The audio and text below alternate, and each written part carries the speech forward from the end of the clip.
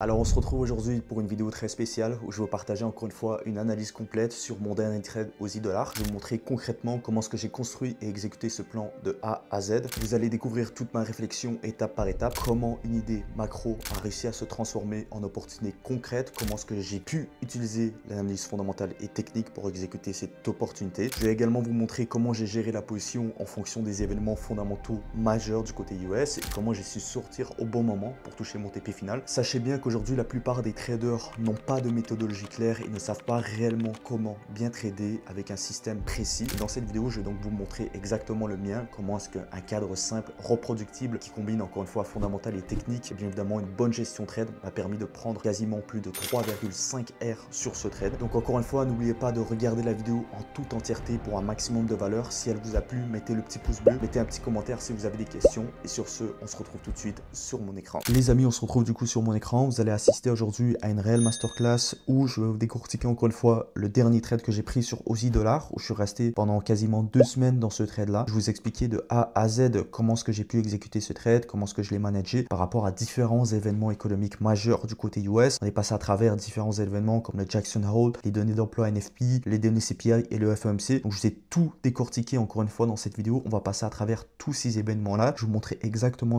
comment est-ce que j'ai pu aller chercher les informations, comment est-ce que j'ai été confiant tout au long de cette opportunité-là et comment est-ce que je l'ai géré de A à Z par rapport à tous ces événements. Encore une fois, c'est une vraie vidéo où vous allez avoir énormément de valeur. Donc, ce que je vais vous demander vraiment, c'est de rester jusqu'au bout de cette vidéo parce qu'encore une fois, comme à l'habitude, je vais vous partager différents cadeaux, des logiciels, des outils que j'utilise pour faire des bonnes analyses. Et encore une fois, donc, coupez toute la distraction possible autour de vous et concentrez-vous vraiment à ce que je vais vous montrer dans cette vidéo. Donc, on est tout de suite parti avec l'idée de base. Donc là où tout a commencé, pourquoi est-ce que j'ai eu cette perspective du coup de shorter le dollar. Donc par rapport à cette idée-là, là où vraiment ça m'a trigger, où j'ai commencé à vraiment à m'intéresser à shorter le dollar, c'est par rapport à la réunion de Jackson Hole qui était du coup le 22 août. Donc c'est une réunion en fait, Powell peut donner des perspectives par rapport à la projection de la politique monétaire de la Fed. Et durant cette réunion, Powell a laissé la porte ouverte à une baisse de taux potentielle en septembre. Rappelez-vous que la Fed avait décidé de garder tout au long de l'année justement des taux qui étaient très élevés à 4,5% par rapport à différents événements, notamment justement les tarifs douaniers dont la Fed voulait attendre des améliorations par rapport à l'inflation, par rapport à l'impact des tarifs. Comme vous le savez, l'inflation était quand même plutôt élevée du côté US, mais on arrivait à une période de l'année où on commençait à avoir une dégradation au niveau de la croissance économique du côté US, le marché de l'emploi qui était justement en baisse et une amélioration aussi de l'inflation, un ralentissement de l'inflation où on voit que justement les tarifs en fait n'ont pas forcément amené une hausse par rapport à l'inflation, que l'inflation commençait petit à petit à ralentir et donc les traders investisseurs se demandaient si justement la Fed allait commencer son cycle d'assouplissement au mois de septembre. Et vraiment là, le thème sous-jacent, lorsque Powell a eu cette réunion justement au Jackson Hole, c'était qu'il voulait focuser sur les données de l'emploi et surtout sur le chômage. Donc si on continuait de voir une dégradation du marché de l'emploi,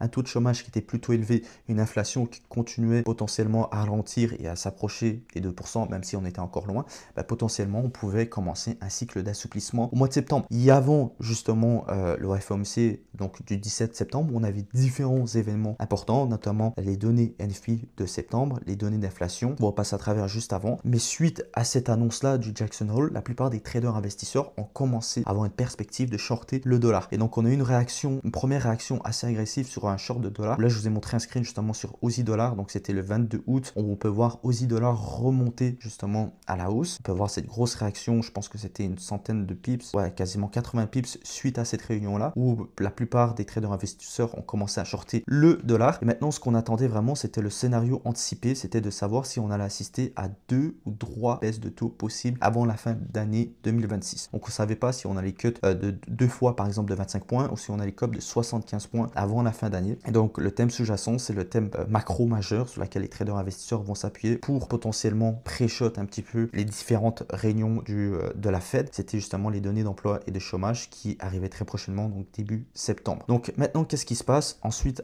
après l'événement du Jackson Hole?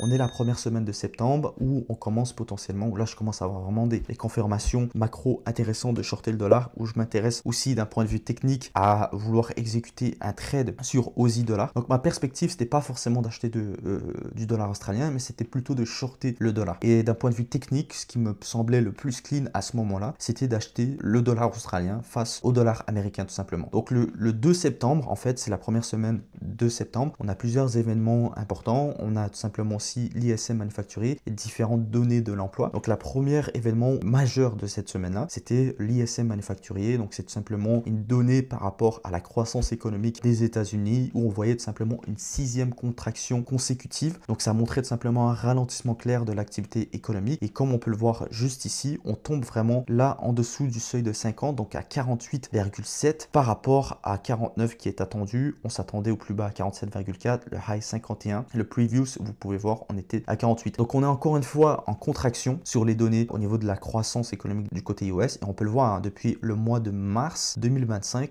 on est en dessous des 50. Même pas depuis le mois de février. Je ne sais pas si février on est à 50 ou un truc, mais mars, avril, mai, juin, juillet, août, on est en dessous du seuil de 50. Ça veut tout simplement dire qu'on est en contraction économique, que la croissance économique est plutôt faible du point de vue manufacturier. Et donc ça, c'est un premier indicateur, ce qu'on appelle un leading indicator, donc un indicateur d'avance qui nous permet de comprendre un petit peu que la croissance économique est plutôt faible du côté US. Le 3, donc le lendemain, on a les données rapport JOLTS, donc qui nous montrent encore une fois une baisse significative des offres d'emploi, qui confirme d'un marché du travail qui, encore une fois, se relâche. Comme Powell l'avait mentionné durant le Jackson Hole, les données d'emploi étaient des données qui étaient importantes, donc c'était le thème sous-jacent. Ici, on voyait justement un relâchement du marché du travail potentiellement. Ça pouvait amener un cycle d'assouplissement de la Fed plus dovish et donc une réaction à la baisse sur le dollar. Donc là, à ce moment-là, le 0,4 du 0,9, lorsque ces deux événements-là sont arrivés, donc on peut voir, on a une première réaction ici sur Aussie dollar sur la zone des 0,65. Donc ça, c'était une zone d'intérêt majeur qui m'intéressait, où on avait déjà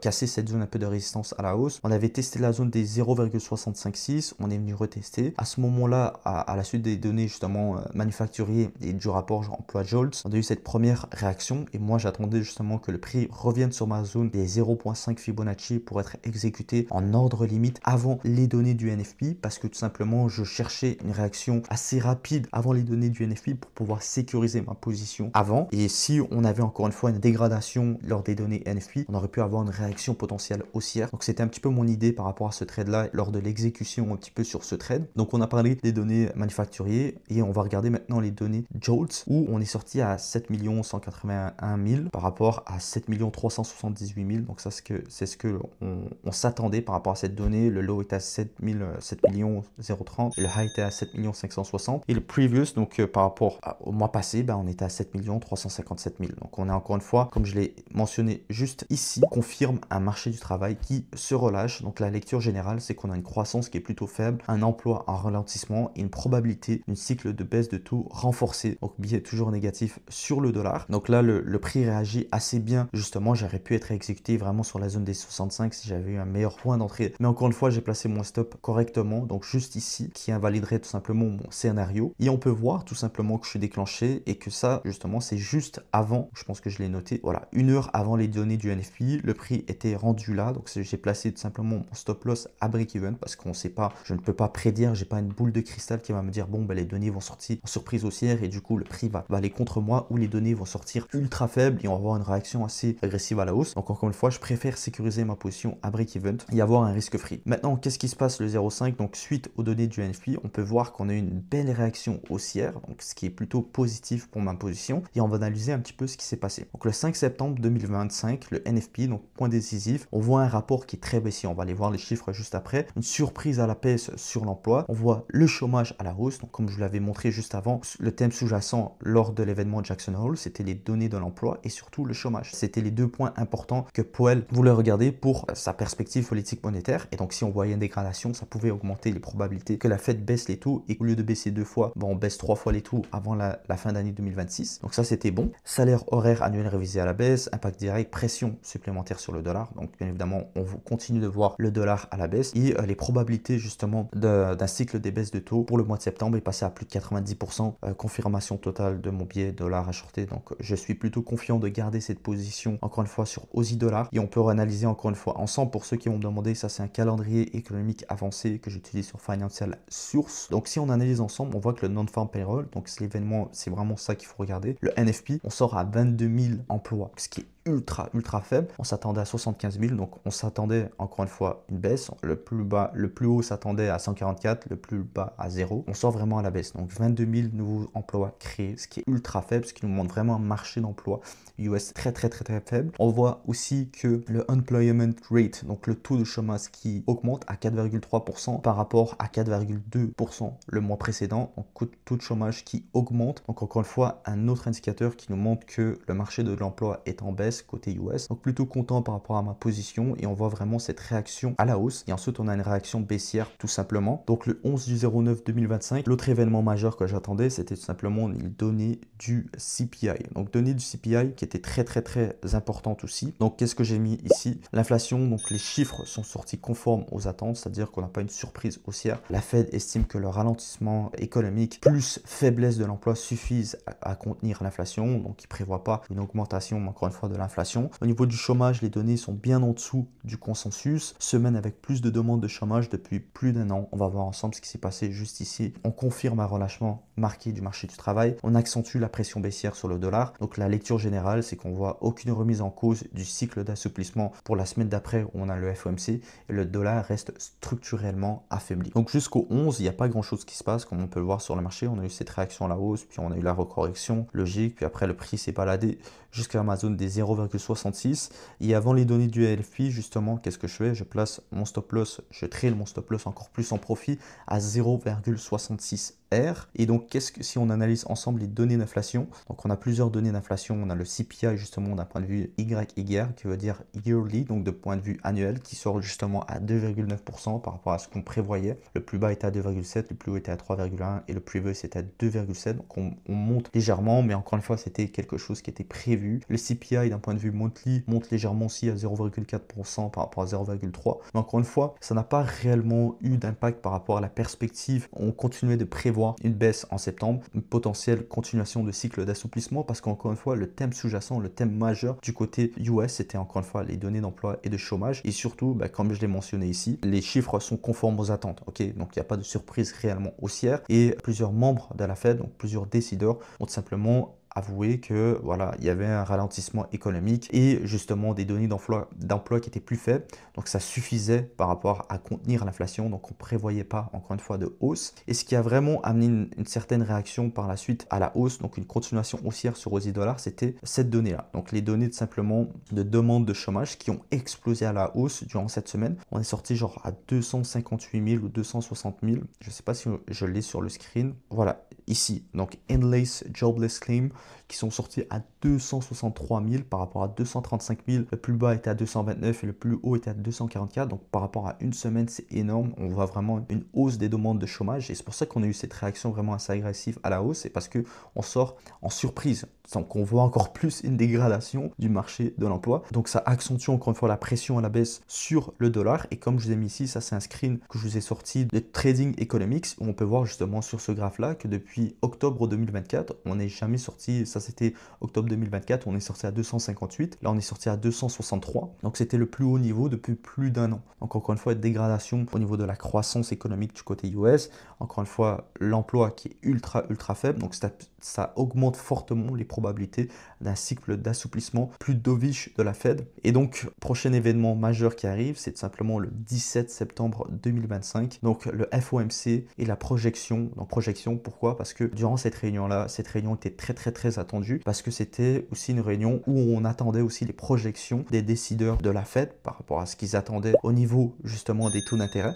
Donc, ça, c'est habituellement à chaque 3 mois. Donc, la dernière fois, c'était en juin où on voit justement, où on peut voir un changement au niveau du dot plot. C'est-à-dire, on va avoir une médiane où la plupart des décideurs politiques de la Fed vont simplement se positionner. Est-ce qu'ils sont plus enclins à voir, par exemple, je sais pas moi, 3 baisses de taux ou 2 baisses de taux ou aucune baisse de taux et où ils vont voir justement, ils vont donner des projections par rapport à certaines données majeures qu'on va regarder juste ensemble ici. Et donc, c'est pour ça que 5 minutes avant le FOMC, on est très proche de mon TP final. Donc, je place à plus de 2,85 R avant le FOMC. Donc, assez agressif parce que si jamais la réaction est justement à la hausse pour le dollar, on verrait une réaction à la baisse sur Aussie Dollar. Et dans l'autre cas, on verrait verrez une réaction assez agressive, une continuation haussière. Maintenant, quelque chose que je vais vous montrer qui est très important, vous allez voir le Federal Funds Rate. Donc ça, c'est tout simplement au niveau des taux. On prévoyait encore une fois une baisse de 25 points. Ça, c'était déjà prévu à plus de 90%. Mais vraiment, ce qui est important, c'est ça ici, le FOMC Economic Projection. Donc ça, encore une fois, c'est quelque chose que vous pourrez retrouver gratuitement. Vous avez juste à écrire ça, FOMC Economic Projection September. Et vous allez tomber du coup sur page officielle, donc le site officiel de la Fed, de Federal Rate. Vous allez tomber sur un tableau comme ça. Donc à première vue, ça peut avoir l'air comme ça, assez, vous comprenez rien. Vous avez Media, Central, Tendency, etc. Consacrez-vous vraiment sur la partie de gauche. Et là, vous allez voir mon attention, c'est par rapport à ici. Donc avant, je vais juste vous expliquer un peu c'est quoi ce tableau. Donc c'est tout simplement les données un petit peu les plus importantes qui sont les surveillées le plus par la Fed. Donc vous allez avoir des données par exemple au niveau du PIB, donc Change in Real GDP, c'est le PIB. Vous allez avoir le Unemployment Rate, donc le taux de chômage. Vous allez avoir les données d'inflation PCE Inflation, donc la donnée préférée d'inflation de la Fed. Et par la suite, vous allez avoir ici le Federal Funds Rate, donc la projection d'un point de vue médian des décideurs de la politique monétaire. Et là où l'attention est vraiment intéressante, plusieurs traders voilà, amateurs qui ne s'y connaissent pas trop en fondamental vont se dire « Ah, la Fed a baissé de 25 points, donc voilà, automatiquement on va shorter le dollar. » Et non les amis, c'est pas ça vraiment qui a fait en sorte que le dollar a continué à la baisse ou la réaction du dollar n'a pas été justement à la baisse. C'est à cause qu'on a eu un changement au niveau du dot plot, c'est-à-dire au niveau des Federal Funds Rate. On peut voir que la dernière fois, on a eu justement ici le FOMC Economic Projection en juin. La plupart des décideurs politiques, donc la médiane était à 3,9%. Et c'est ce qu'on voyait justement avant, jusqu'à la fin 2025, justement, la moyenne était à 3,9%. Là, on confirme justement qu'il y a une majorité, donc la médiane est basée à 3,6%. Donc on voit qu'il y a le fait qu'au lieu d'avoir deux baisses de taux, on prévoyait justement, la plupart des décideurs de la politique monétaire de la Fed prévoient justement 3 baisses de taux au lieu de 2. Après, ça a été mitigé, je ne vais pas rentrer encore une fois dans les détails, c'est pour ça, rejoignez encore une fois le Telegram gratuit en description parce que c'est là que je partage de la valeur au quotidien, où je partage mes idées et vous pouvez en savoir un peu plus sur tout ce qui est fondamental et tout le reste. Mais c'est vraiment à cause de ça qu'on a vu cette réaction plus à la baisse lors de la sortie des taux tout simplement. Donc juste ici, le Federal Funds Rate. Après ça, on a le FOMC Economic Projection et après, on a justement la press conference. Donc 30 minutes plus tard, on a justement la conférence de presse de Powell où il nous donne un peu, donc lui, sa perspective par rapport justement à la politique monétaire de la Fed, bien évidemment. Mais ce qui est intéressant, c'est qu'à la suite, on peut voir qu'on a eu une première réaction haussière. On vient toucher justement mon TP final, donc je sors au bon moment. Voilà un petit peu par rapport à toute l'idée, toute l'opportunité de trade, ce que j'ai écrit ici, événement clé, rapport FOMC avec le Economic Projection. Donc maintenant, vous savez que ce qui est important, c'est qu'à chaque à peu près trimestre, vous avez tout simplement un Economic Projection de la Fed par rapport à un changement potentiel du dot plot. On voit justement que les Federal Funds, donc ce que je vous ai montré juste ici, ont été révisés à la baisse. Donc c'est pour ça qu'on a vu vraiment cette réaction à la baisse sur le dollar. C'est parce qu'on prévoyait des taux plus bas que ce qui était prévu en juin, tout simplement. Donc confirmation officielle du début du cycle d'assouplissement, anticipation de deux nouvelles baisses de taux d'ici fin 2026, impact direct, pression baissière supplémentaire sur le dollar structurellement affaibli, donc scénario short USD validé à ce moment-là. Et donc résultat pour mon trade Aussie dollar qui vient toucher tout simplement mon TP final. Donc voilà un petit peu par rapport à toute cette idée, tous les événements majeurs qui sont passés par rapport à mon opportunité sur Aussie dollar, comment est-ce que j'ai managé tout ça, comment est-ce que j'ai interprété ces données. J'espère encore une fois que cette vidéo vous aura plu, qu'elle vous aura apporté un maximum de valeur. N'hésitez pas à rejoindre encore une fois le Telegram en description de la vidéo, à me rejoindre également, à me suivre également sur Instagram, très important les amis, parce que c'est là que je publie tous les jours. Et sur ce, je vous dis à très bientôt pour une prochaine vidéo. C'était Henri, ciao ciao.